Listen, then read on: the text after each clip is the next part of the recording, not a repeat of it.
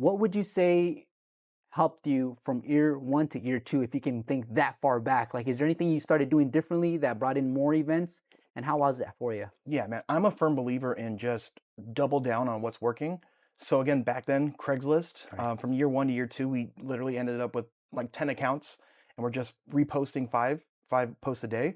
Hmm. But it's different now, man. Craigslist isn't even there. It's not something I would even recommend someone to spend time on. I mean, it's uh it's a totally completely different game, but I think my growth really happened when the iPads were kind of introduced. Okay. Um, as you know, we do Mhm. drop-offs now, mainly Okay. for all of our rentals. I would say 85, 90% of my events are just drop-offs.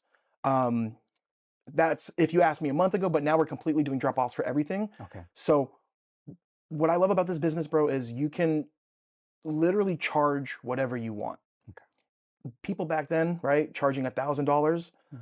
maybe it's not as easy to make that $1,000 on the way they're advertising, but as you know, there's people man, there's some people making 10,000, 15,000, $20,000 per event. Mhm. You just have to know your clients, you have to know where those people are, and then you have to attack. You have to basically, if you want the corporate events, go on LinkedIn, run some Google ads or just be more progressive and just actually reach out to those companies, Mhm. As for me, I like doing the everyday event, man, the backyard birthday party, the quinceañera, the sweet 16, because I find more fulfillment in that. Mhm. And I like being able to do more events because I actually love this business. Okay. Like, everyone's always asking me, like, would you ever quit this business? I'm like, absolutely not. I don't care what I'm doing here on YouTube or Photo Booth 101, whatever the case may be. If I had to choose, I'm gonna stay with the photo booths, man, the rentals.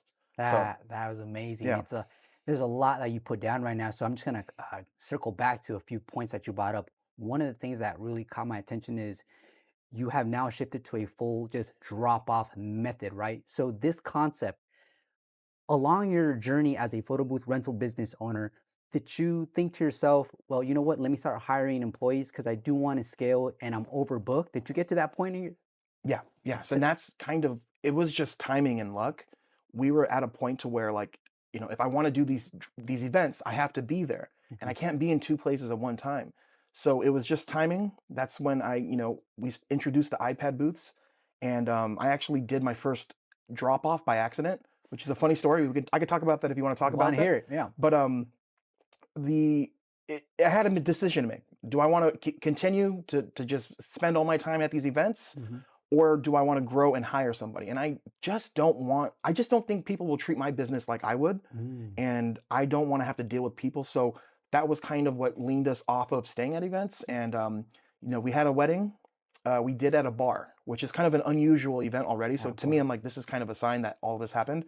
Long story short, man, we had our iPad photo booth there.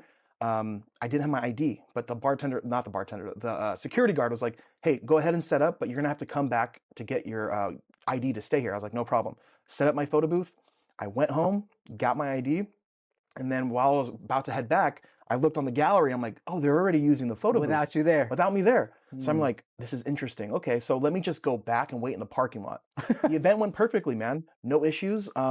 I actually find it beneficial to not have anyone there. Mhm. So I'm all about, man, providing the value in my rental and how we structure everything as a plus, Mhm. like to the customer. So if someone's having a wedding, I'm like, look, we're gonna give you the photo booth all day at this low rate. No one will be there. So, as a 360 owner, you have to sometimes set up Mm. during the event, Mhm. which if you're talking to a bride, right, she might be like, I don't know if I want you at my ceremony coming in and setting up. So my benefit for the drop off is not only the price, but you will never see me. I'm going Mhm. to come at 11 a.m. when the venue opens, and then I'll come after your event. Mhm. So I just like finding the benefits and the pluses of the structure. And I think like with the drop off, there's a lot of things that you can't get from actually having to stay at an event.